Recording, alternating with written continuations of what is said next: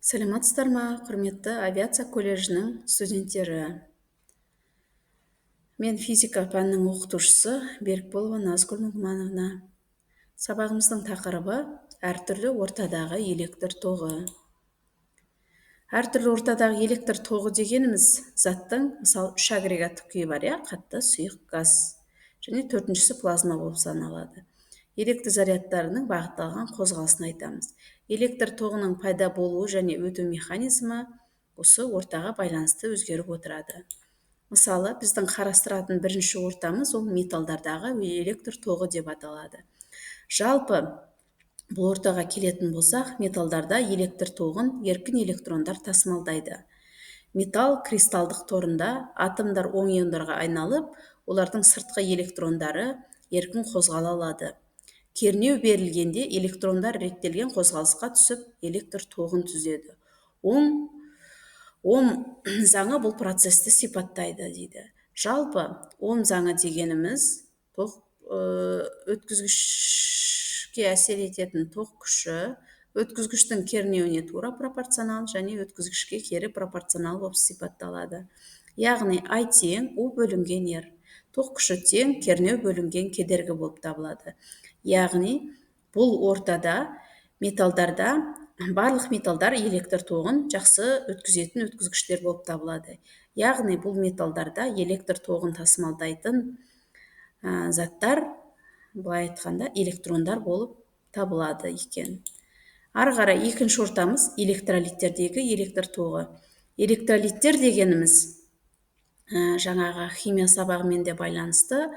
Электролиттер дегеніміз суда немесе басқа да еріткіштерде еріген тұздар, қышқылдар және сілтілер сияқты газдардан түзілетін иондық ерітінділерді айтамыз.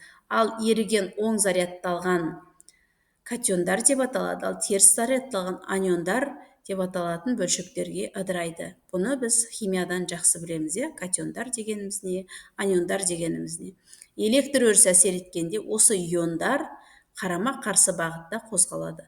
Соның нәтижесінде электр тоғы өтеді.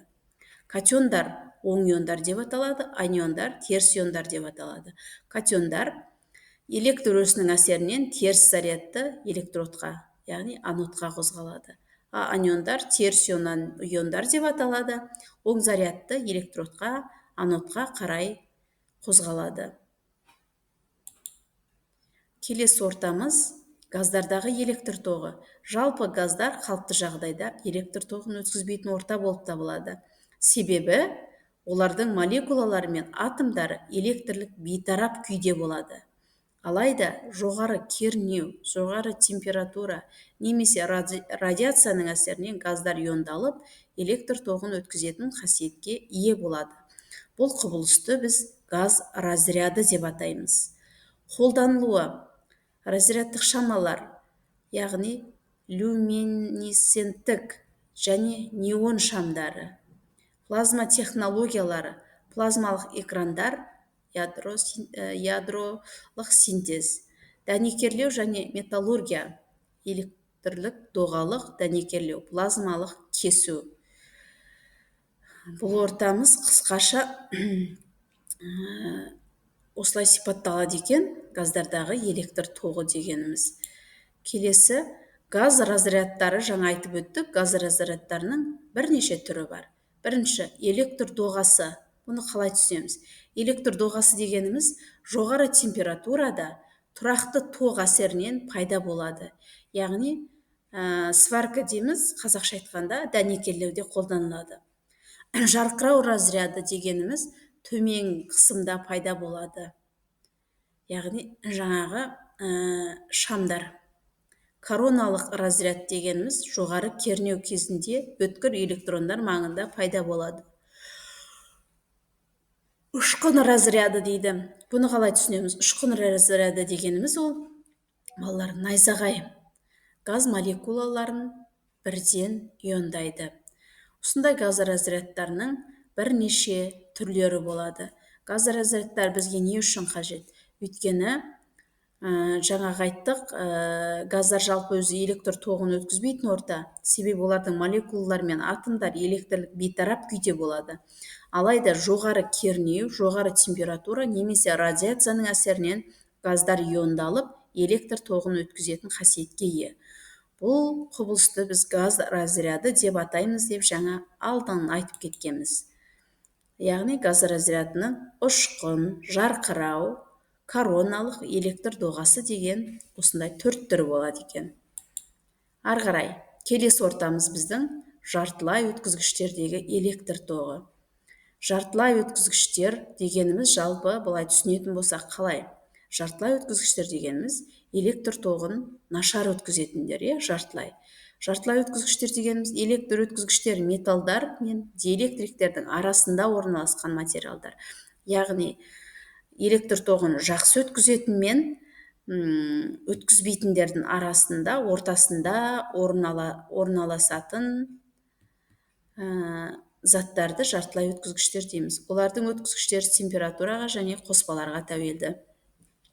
Бұл жартылай өткізгіштерде электр тоғын тасымалдаушылар электрондар мен кемтіктер болып табылады. Электрондар П типті және N типті болып бөлінеді.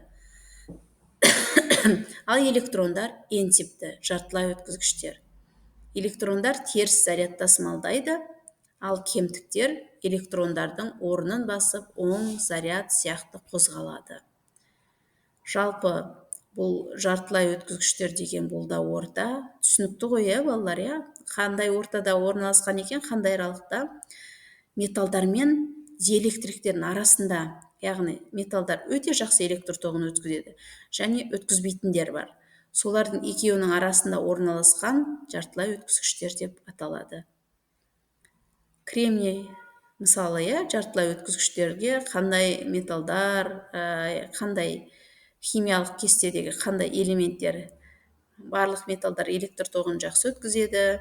Мысалы, қандай заттар өткізбейді, қандай заттар жартылай өткізеді, оны алдағы уақытта тағы қарастыратын боламыз. Солардың арасында металдар мен өткізбейтіндердің арасындағы аралықта орналасқан жартылай өткізгіштер деп аталады. Келесі ортамыз біздің плазма. Тоқ тасымалдаушылар бұнда еркін электрондар мен иондар болады. Қасиеттері: плазма толық немесе жартылай иондалған газ. Өте жоғары температурада плазма өздігінен электр тоғын өткізеді. Магнит өрісімен басқаруға болады. Қолданылуы: жұлдыздардағы термоядролық реакциялар, плазмалық экрандар, ғарыш технологияларында қолданылады. Жалпы біз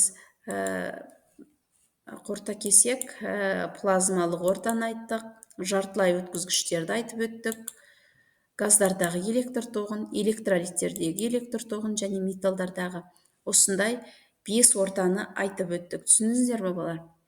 Металдарда электр тоғын нелер тасымалдайды? Мысалы, барлық металдар электр тоғын жақсы өткізеді дедік, оларда не электр тоғын не тасымалдайды екен? Электрондар тасымалдайды екен. Электр тоғын түзіпті де оң заңына байланысты сипатталады дейді. Екіншіде, мысалы, электролиттерде, мысалы, химияда деп жаңа айтып өттік, суда немесе басқа еріткіштерде еріген тұздар, қышқылдар, сілтілер.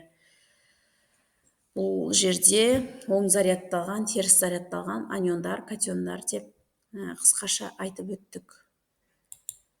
Газдарда, бұл жалпы газдар өз электр тоғын өткізбейді дедік, сол себептен жоғарғы кернеу, жоғарғы температура радиацияның әсерінен газдар иондалып, дедік, электр тоғын өткізетін қабілетке ие. Бұл қасиетті газ разряды деп атадық.